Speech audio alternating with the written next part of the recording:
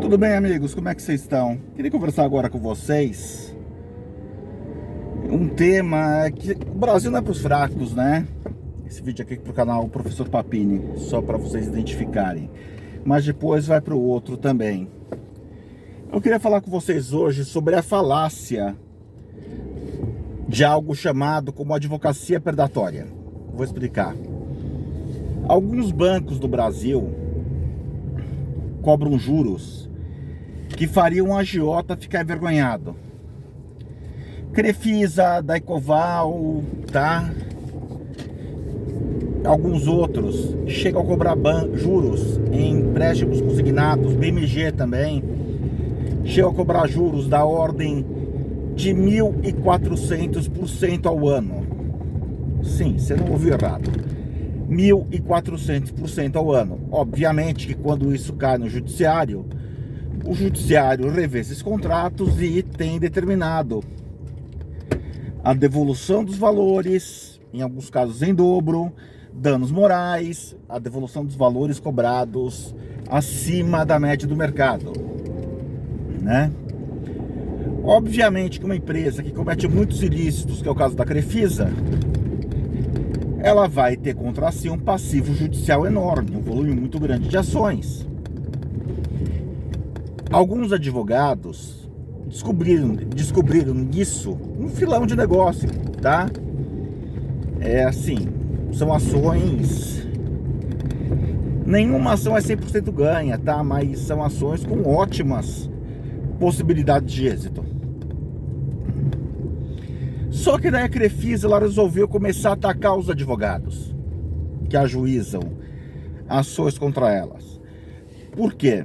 A advocacia, gente, vocês sabem disso, vocês são advogados, tem muito da indicação. Então, assim, um advogado ganhou uma ação contra a Crefisa, daí aquele mutuário, aquele devedor, conhece outro que está devendo para a Crefisa também e fala: olha, meu advogado ganhou. E sabe, chama-se rádio peão isso daí. Hoje a rádio peão, ela é catalisada, é amplificada pela internet, pelos grupos de Zap, pelos grupos de WhatsApp, pelos grupos de Telegram.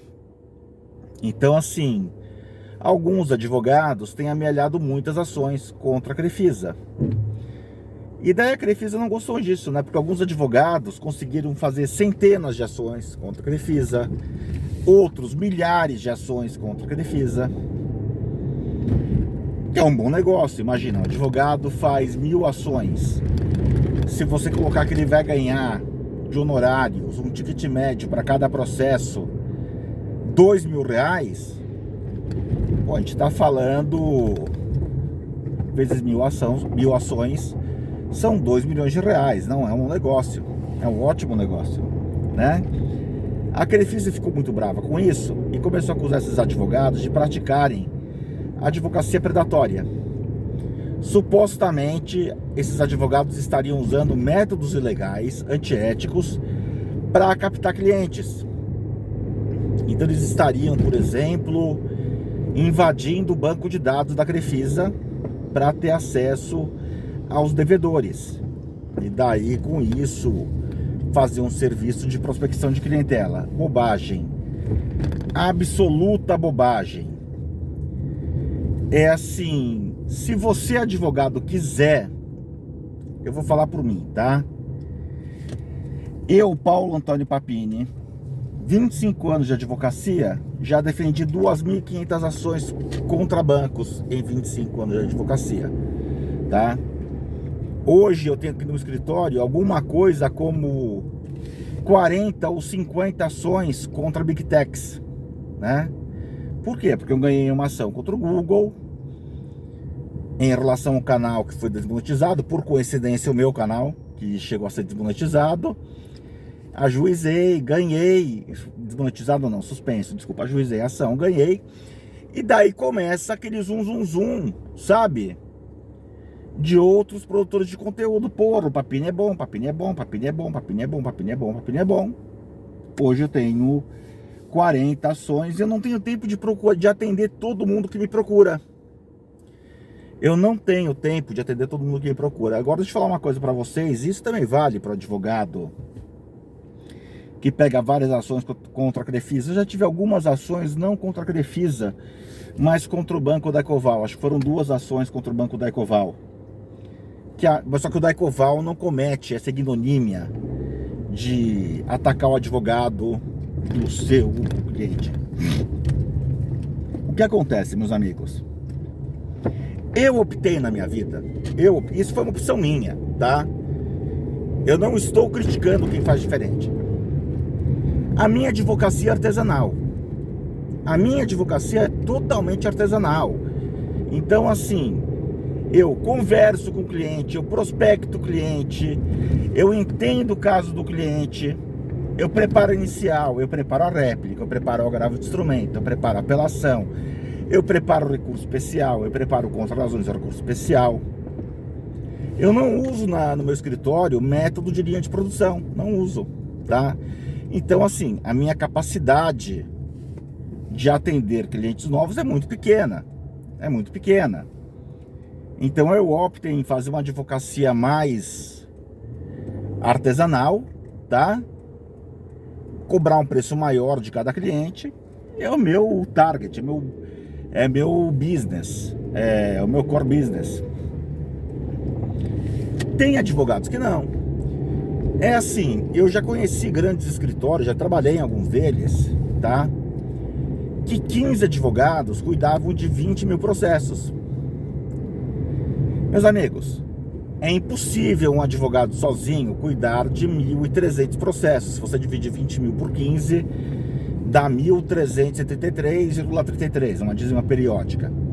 É impossível um advogado sozinho cuidar desse volume de processos, tá? Não tem como. Agora, o que acontece? Quando você tem um escritório com 15 advogados, você vai ter um advogado responsável por atender o cliente. Você vai ter um advogado responsável por gerir as redes sociais do escritório. Você vai ter um advogado responsável por fazer inicial, outro responsável por fazer apelação, outro responsável por fazer a réplica, outro responsável por fazer o agravo de instrumento, outro responsável para fazer o recurso em Brasília, outro responsável para gerenciar acordos, tá? Para gerenciar acordos. Então, eu já conheci escritórios que existia um advogado formado com OAB, etc., cuja única função dele no escritório era fazer guia, fazer mandado de levantamento eletrônico. A função dele era essa, era fazer mandado de levantamento eletrônico, de tão setorizado que o escritório era. Quando você tem um escritório desse nível, tá? E assim, eu não critico quem trabalha em esquema Ford porque foi Henry Ford que fundou na Idade Moderna o sistema de produção industrial, né? Ou que difundiu, pelo menos. Eu não vou criticar quem trabalha assim. É uma opção de trabalho de cada um, tá? Por exemplo, se eu quisesse trabalhar assim, eu teria hoje tranquilamente no meu escritório, não 40, eu teria 4.000 ações contra Facebook, Google, YouTube, etc. Eu teria 4.000 ações. Mais uma vez, não é o meu core business, não é o meu modo de trabalhar, não é o meu negócio, tá? Não é o meu negócio, não é minha praia, até porque eu não gosto de ter que ficar administrando muita gente. Pra falar a verdade, eu tenho uma visão que o escritório com muita gente trabalhando, eventualmente pode até faturar muito dinheiro, mas o dono do escritório coloca pouco dinheiro no bolso. Às vezes o Guilherme Piacese, no outro canal, ele me criticava quando eu falava de valores. E eu falava o seguinte, Guilherme, quando eu falo de valor, eu quero tentar explicar para as pessoas que quando você tem uma empresa e você tem um escritório de advocacia, é uma empresa, né? Quando você tem uma empresa, não importa quanto você ganha, importa quanto você gasta. Eu já tive na minha vida a experiência de ter um escritório com 60 funcionários. Hoje eu não quero mais para minha vida, não quero, tá? Então assim, eu já cansei de ter proposta Papini, vamos ampliar o escritório. Quando começa a ouvir a proposta de, sabe, é alguma coisa para contratar mais 8, 10 advogados para ir atender 4 mil processos para o escritório faturar R$1 milhão por mês, e para eu descobrir que eu não vou ser sócio e eu vou ser um empregado de luxo do escritório e vou ganhar menos do que eu ganho hoje. Obrigado, não quero. Obrigado, não quero. Tô fora. Mas tem advogados que preferem e conseguem encontrar formatos, mecânicas, dinâmicas para ganhar dinheiro de advocacia. Então, e ainda mais hoje com rede social, meus amigos, você ganha um processo numa área. Quando eu ganhei a primeira ação minha contra o Google, a primeira ação que foi minha, do meu canal, os autores eram o Museu, o Guilhermo, o Piacese e o Márcio Gelberg, contra o Google, começou a pipocar gente me ligando no escritório. É assim, sem eu fazer propaganda, a minha divulgação é muito mambembe, tá? Bem mambembe mesmo. Porque minha advocacia é artesanal. Então assim, sem fazer muita propaganda, começou a pipocar. E eu cheguei ao ponto de ter 40 processos. Esses processos já se transformaram em dinheiro, etc. Guias de levantamento já foram emitidas. Então, se eu amanhã acordar e falar, puxa vida, quero transformar isso daqui agora num ritmo industrial, gente, poderia tranquilamente passar esse número para 500 processos em menos de 2 meses. E eu não vou estar fazendo advocacia predatória. Isso se chama otimização dos meios de trabalho. Isso se chama otimização dos meios de trabalho. É a mesma coisa que você imaginar uma montadora. Eu tô aqui dirigindo agora, tô vendo um carro da Volkswagen na minha frente, acho que é Taos o nome desse carro. Eu nem sabia que a Volkswagen fabricava um carro com esse nome. Se você colocar um único operário para fabricar esse carro inteiro, ele vai demorar uns 3 anos para fabricar o carro, para derreter o aço, fazer a forma do farol em plástico, construir as peças do motor, né? Produzir o pneu, ele vai ter que demorar. Quer dizer, o cara vai demorar uns 3 anos da vida dele, ou até mais, para produzir o carro. Agora, o que uma montadora de veículos faz? O que uma Volkswagen, uma Fiat, uma Toyota, que é a marca do meu carro, fazem? Na verdade, ele tem um funcionário que aperta o farol, a lanterna na carroceria, tem o outro que faz o vidro, tem o outro que faz o espelhinho, tem o outro que faz o pneu, tem o outro que faz... E esse carro que uma pessoa sozinha produziria em 3 anos, é fabricado em alguns dias. É simples. E para a advocacia é a mesma coisa. Então esse argumento de advocacia predatória lançada pelos bancos é canalha, é criminoso. Eu espero que os advogados que sejam acusados disso processem esses bancos por danos morais. Me surpreende que algum advogado de banco aceite lançar uma acusação leviana dessa contra o colega apenas para agradar o cliente. Eu acho lamentável isso.